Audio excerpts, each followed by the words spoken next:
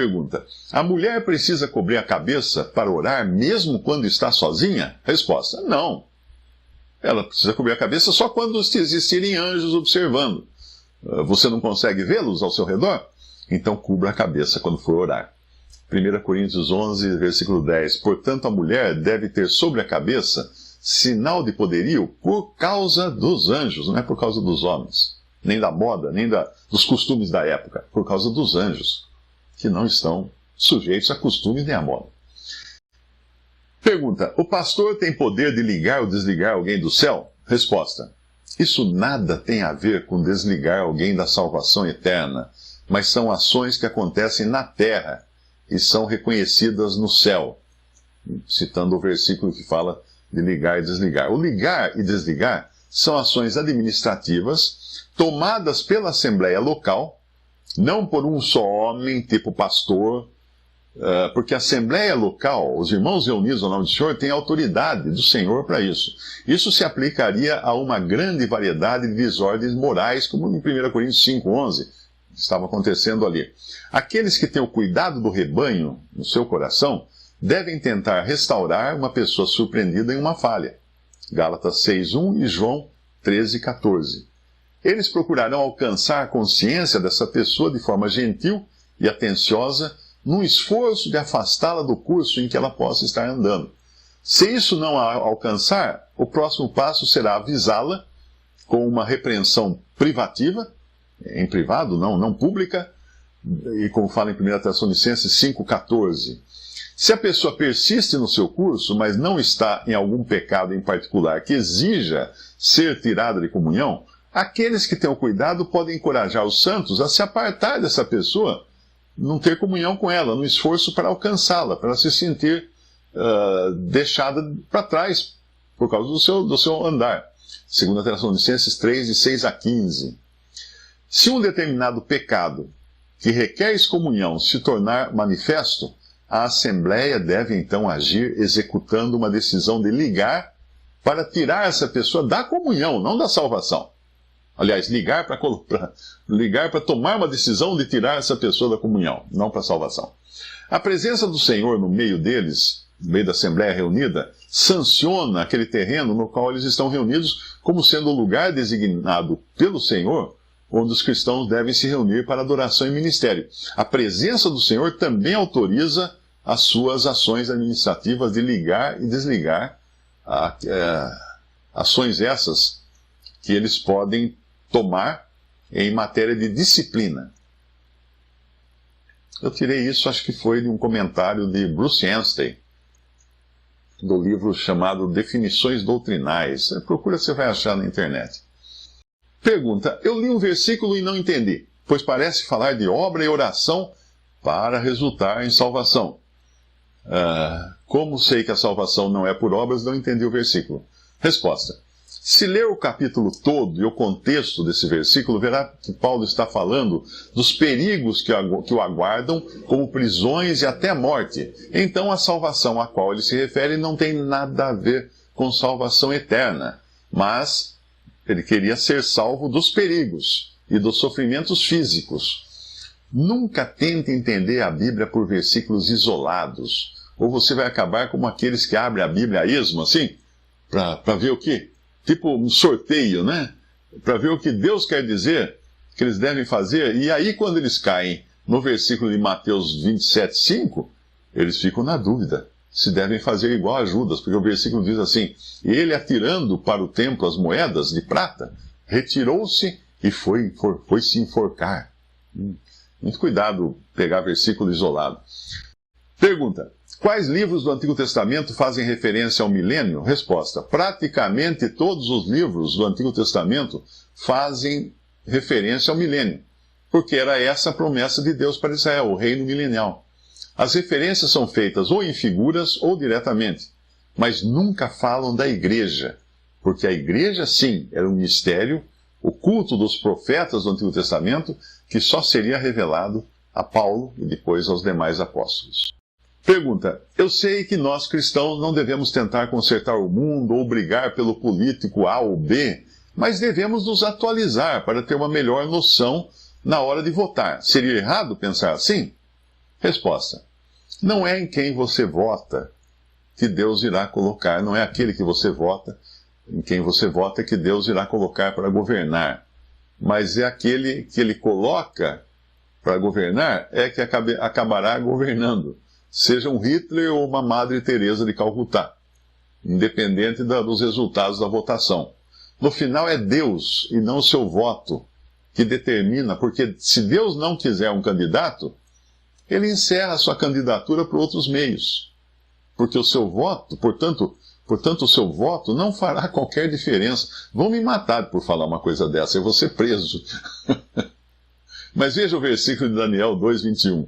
Ele, Deus, muda os tempos e as estações. Ele, Deus, remove os reis e ele, Deus, estabelece os reis. Ele dá sabedoria aos sábios e conhecimento aos entendidos. Daniel 2:21.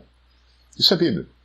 Comentário. Você fez citações de lavagem, desprezando a necessidade do batismo para a salvação nestas passagens. Arrependei-vos e cada um de vós seja batizado em nome de Jesus para a remissão dos vossos pecados. Atos 2:38. E agora, por que te demoras? Levanta-te, recebe o batismo e lava os teus pecados. Atos 22:16. Resposta. Se você observar, as duas passagens que citou estão diretamente ligadas a judeus. Foram ditas a judeus. Por que será? Porque os judeus que receberam a revelação de Deus e os oráculos de Deus viraram as costas para ele, mataram o seu filho Jesus. Por isso, eles precisavam primeiro se arrepender do que haviam feito, e é por isso que João Batista os convidava a se arrependerem de seus pecados e serem batizados. O batismo de João Batista não era um batismo cristão, era um batismo judaico. No batismo cristão, a mensagem dirigida a eles era diferente daquela dirigida aos gentios convertidos. E basta você comparar as passagens para entender isso. William MacDonald comenta assim, Atos 2, versículo 38. Arrependei-vos e cada um de vós seja batizado em nome de Jesus para a remissão dos vossos pecados. A resposta de Pedro foi que eles deveriam se arrepender e serem batizados em nome de Jesus Cristo para a remissão de pecados. Primeiro, eles deveriam se arrepender, reconhecendo a sua culpa, como judeus que tinham rejeitado a lei, e tomando o lado de Deus contra si mesmos. Se colocando ao lado de Deus contra si mesmos. E então, eles deveriam ser batizados para a remissão de seus pecados. À primeira vista, esse versículo parece ensinar a salvação pelo batismo.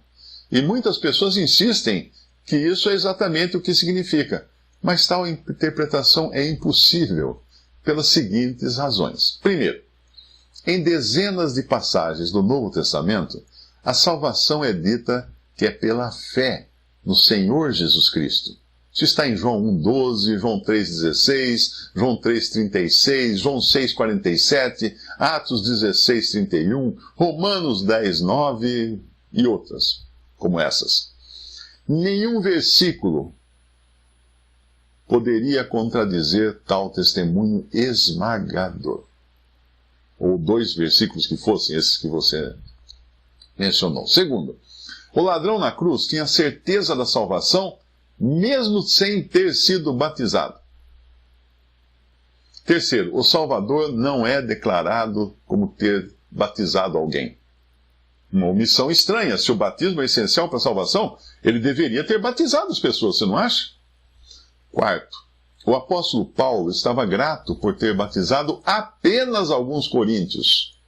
Também uma coisa estranha, porque se o batismo tem mérito salvador, como que ele foi falar isso em 1 Coríntios 1, 14 a 16?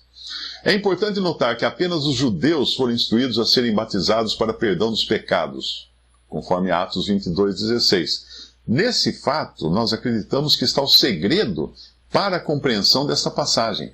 A nação de Israel crucificou o Senhor da glória.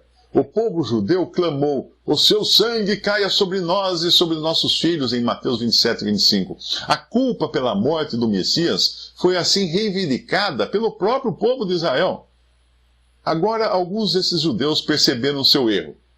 Pelo arrependimento, eles reconheceram seus pecados perante Deus. ao confiar no Senhor Jesus como seu Salvador, eles foram regenerados e receberam o perdão eterno dos seus pecados. E pelo batismo público em água, eles se dissociaram da nação que crucificou o Senhor e se identificaram com o Senhor. O batismo, portanto, tornou-se o sinal externo de que seu pecado em conexão com a rejeição de Cristo, rejeição do Messias, assim como todos os seus outros pecados, haviam sido purificados, e isso os tirou do terreno judaico e os colocou no terreno cristão. Eu abro um parênteses aqui para comentar que é uma loucura cristãos que querem voltar ao judaísmo, botar aquelas fantasias de judeu quando se reúnem. Percebe? Volto agora ao texto aqui. Mas o batismo não os salvou. Somente a fé em Cristo poderia fazer isso. Ensinar o contrário é ensinar um outro evangelho e ser assim amaldiçoado, como Paulo escreve aos Gálatas no capítulo 1, versículo 8 ao 9. Uma interpretação alternativa do batismo para a remissão de pecados é dada por Ryrie, um outro autor, que diz assim: isto não significa que os pecados possam ser remidos, pois em todos os lugares no Novo Testamento os pecados são perdoados como resultado da fé em Cristo, não como consequência do batismo. Significa sim ser batizado por causa da remissão de pecados. A preposição grega eis tem esse significado, por causa de, não apenas nessa passagem, mas também em uma passagem como Mateus 12, 41, onde o significado só pode ser: eles se arrependeram por causa da pregação de Jonas, não para a pregação de Jonas. O arrependimento trouxe a remissão de pecados para essa multidão pentecostal. Por causa da remissão de pecados, eles foram chamados para serem batizados. Abre um parênteses aqui, quando ele menciona o autor multidão pentecostal, não está falando das igrejas pentecostais, mas daquela multidão de 3.000 que foram batizados no dia de Pentecostes, ok? Fecha o parênteses. Pedro assegurou-lhes de que se eles se arrependessem e fossem batizados, eles receberiam o dom do Espírito Santo. Insistir que essa ordem se aplica a nós hoje é interpretar mal os procedimentos administrativos de Deus nos primeiros dias da igreja. Como H.P. Barker tão habilmente apontou no seu texto O Vigário de Cristo, existem 4 comunidades de crentes no livro de Atos, e a ordem dos eventos em conexão com a recepção do Espírito Santo é diferente em cada caso. Aqui em Atos 2,38, lemos sobre cristãos judeus, e para eles a ordem era a seguinte: primeiro, arrependimento; segundo, batismo nas águas; terceiro, recepção do Espírito Santo. A conversão dos samaritanos está registrada em Atos 8, de 14 a 17. E lá nós lemos os seguintes eventos acontecendo nesta ordem. Primeiro, eles creram. Segundo, eles foram batizados nas águas. Terceiro, os apóstolos oraram por eles. Quarto, os apóstolos impuseram as mãos sobre eles. Quinto, eles receberam o Espírito Santo. Em Atos 10, 44 a 48, a conversão de gentios, que não são judeus nem samaritanos, é o que é apresentado ali. Observe a ordem. Primeiro, fé. Segundo, recepção do Espírito Santo. Terceiro, batismo nas águas. Percebeu? Uma comunidade final de crentes, uma outra comunidade de crentes, é composta dos discípulos de João Batista, em Atos 19, de 1 a 7. E qual foi a ordem dos eventos? Primeiro, eles creram. Segundo, eles foram rebatizados, porque o batismo de João não era um batismo cristão. Terceiro, o apóstolo Paulo impôs as mãos sobre eles. Quarto, eles receberam o Espírito Santo. Isso tudo significa que havia 4 maneiras de salvação no livro de Atos, correto? Não, errado. A salvação foi e é sempre e será sempre eternamente com base na fé no Senhor. Mas durante o período de transição que é registrado em Atos, Deus escolheu variar os eventos relacionados com a recepção do Espírito Santo, por razões que o próprio Deus conhecia, mas não escolheu revelar a nós. Então, qual desses padrões se aplica a nós hoje? Visto que Israel rejeitou nacionalmente o Messias, o povo judeu perdeu qualquer privilégio especial que pudesse ter. Hoje, Deus está chamando dentre os gentios um povo para o seu nome. Isso está em Atos 15, 14. Portanto, a ordem para hoje é aquela que se encontra em Atos 10. Primeiro, fé. Segundo, recepção do Espírito Santo. Terceiro, batismo nas águas. Nós acreditamos que essa ordem se aplica a todos hoje, tanto judeus quanto gentios. O livro de Atos, ele traça uma transição gradual, desde a transmissão do Evangelho, principalmente aos judeus, a ser repetidamente rejeitado pelos judeus, até a sua ida aos gentios, até a ida dos discípulos aos gentios. No final do livro de Atos, a nação de Israel havia sido amplamente posta de lado. Pela incredulidade, ela perdeu qualquer direito especial de ser o povo escolhido de Deus. Durante a era da igreja, isso seria considerado com as nações gentílicas, o que seria aplicado às nações gentílicas. E a ordem de Deus para os gentios, delineada em Atos 10, 44, 48, se aplicaria. Veja Atos 22, 16. E agora, por que te demoras? Levanta-te, recebe o batismo e lava os teus pecados. Esse versículo tem sido mal utilizado para ensinar regeneração batismal. É possível que o versículo só se aplique a Paulo, como um judeu que precisava se dissociar de sua nação que rejeitou a Cristo, fazendo isso pelo batismo nas águas.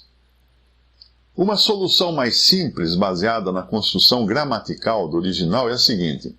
Ao contrário da Bíblia, da versão King James, que pontua como se existissem 4 itens em uma linha, colocando todos no mesmo nível, a New King James, seguindo os originais, emparelha os 2 primeiros itens e os 2 segundos itens. No grego há um verbo finito modificado por um particípio em cada metade do verso.